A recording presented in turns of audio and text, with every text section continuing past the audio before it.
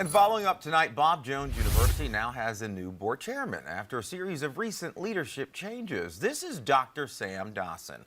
The school's board of trustees elected him to serve as their next chairman.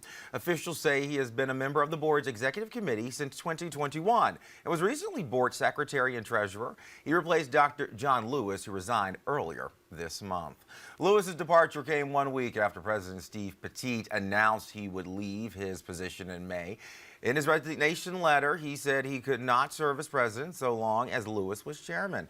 A Change.org petition calling for Lewis to step down received thousands of signatures before he announced his resignation, which was effective immediately.